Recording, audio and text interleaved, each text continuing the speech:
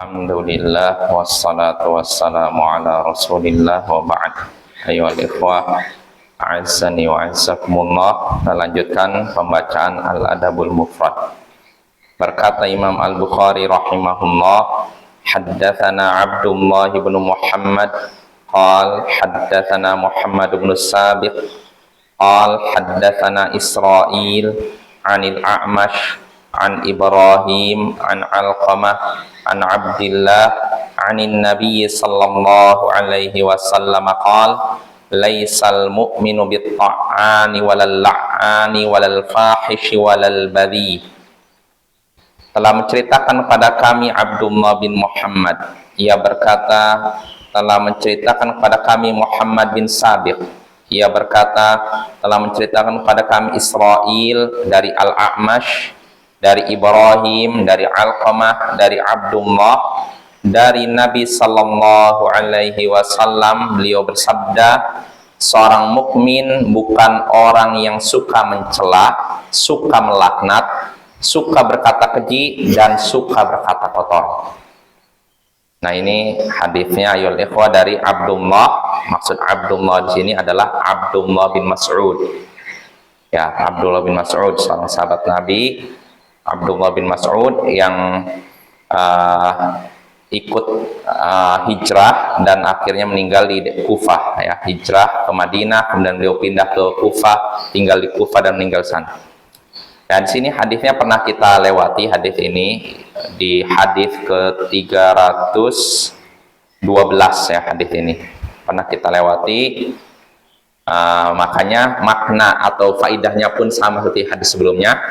Adapun maknanya jelas. Di sini disebutkan seorang mukmin bukan orang yang suka mencela. Mencela artinya mencela tanpa alasan yang dibenarkan. Dan bukan suka melaknat. Melaknat artinya mendoakan orang lain agar tidak dapat rahmat Allah. Kalau seorang didoakan tidak dapat rahmat Allah, berarti dapat apa? Azab Allah, ya. Lalu seorang mukmin bukan seorang yang suka berkata keji, fahish. Fahish itu keburukan yang parah. Ya, perkataan-perkataan yang tidak enak didengar, ya. Seperti contohnya kalau pada pertemuan sebelumnya berkata kepada seorang, wahai pezina. Nah, ini termasuk fahish, kata keji. Wahai pelacur, misalkan. Ini kata-kata keji, tidak layak muncul dari seorang mukmin. Dan juga seorang mukmin bukan orang yang suka berkata-kata kotor. Ya, sebenarnya fahish dan badhi mirip. Cuman fahish ini keburukannya parah, sangat parah. Kalau badhi mirip juga. Kata-kata kotor ya seperti kata-kata binatang yang keluar, atau mungkin yang kemaluan dan semacamnya. Seperti orang awam kan, kalau lagi marah kan yang kata-kata yang keluar seperti itu. Bahkan yang lebih parah lagi, ada yang ketika marah dan gembira yang keluar kata-kata seperti itu. Nah, ini bukan sifat mukmin sejati.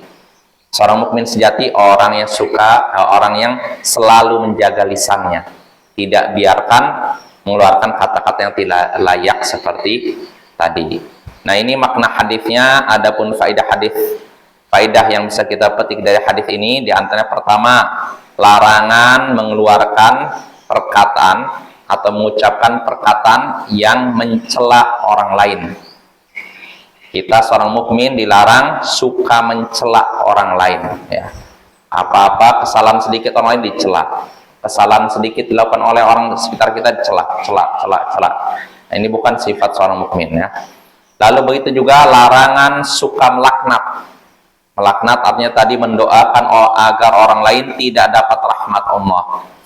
Kalau tidak dapat rahmat Allah, berarti dapat azab Allah. Berarti seakan-akan kita menginginkan orang lain menderita.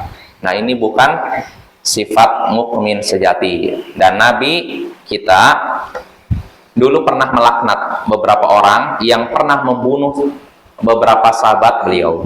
Tapi akhirnya Allah tegur. Sehingga ketika suatu hari Nabi diminta mendoakan suatu kaum binasa, Nabi tidak mau. Nabi menyatakan, saya diutus bukan sebagai orang yang suka melaknat. Saya adalah rahmat bagi Allah, rahmat bagi semesta alam. Ya, jadi artinya inilah sosok Nabi, ya, orang yang penyayang, tidak suka melaknat ya.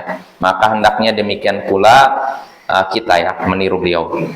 Lalu berikutnya juga faedah berikutnya yang bisa kita petik dari hadis ini, larangan mengucapkan kata-kata keji, fuhsh. Kata-kata keji yaitu kata-kata yang berlebihan ya, seperti perkataan kepada seorang wahai pezina, wahai maling misalkan, wahai apalah, kata-kata yang tidak enak di telinga ya, didengar di telinga ya.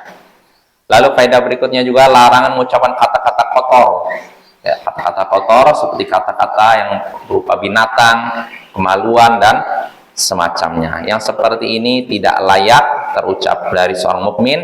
Lalu faedah terakhir yang bisa kita petik dari hadis ini, seorang muslim harus senantiasa menjaga lisannya. Jangan sampai dia mengucapkan perkataan yang menyeretnya menuju kemurkaan Allah. Wassallallahu ala nabiyyina Muhammadin wa ala alihi wa sahbihi ajma'in. Wa akhiru da'wana anil hamdulillahi rabbil alamin. Assalamualaikum warahmatullahi wabarakatuh.